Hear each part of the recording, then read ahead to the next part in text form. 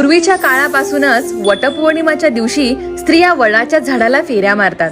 पण या मागचं नेमकं कारण काय असेल बरं? तर सत्यवानाचं आयुष्य हे केवळ 1 वर्षाचं आहे असं नारद मुनींनी सावित्रीला सांगून सुद्धा तिने सत्यवानाशीच विवाह केला. आणि भविष्यवाणीतील तो दिवस आला जेव्हा यमदेवाने सत्यवानाचे प्राण घेतले. तेव्हा सावित्रीने यमाच्या मागे चालत जात कळकळीच्या विनंत्या केल्या आणि आपल्या पतीचा प्राण परत मिळवण्यासाठी जिद्दीनं प्रयत्न केला. परंतु यमराजाने मात्र नकारच दिला. पण तिचा ठाम निर्धार पाहून तिला 3 वर मागण्यास सांगितले. त्यातील शेवटच्या वरामध्ये सावित्रीने मात्र अत्यंत हुशारीने आपल्याला पुत्रप्राप्ती होऊ दे असा वर मागितला. वैतागलेल्या यमराजाने गडबडीत तथास्तु म्हटलं. परिणामी यमाला सत्यवानाचे प्राण सावित्रीला परत करावेच लागले. आणि ही सर्व कथा एका वटवृक्षाखाली घडली.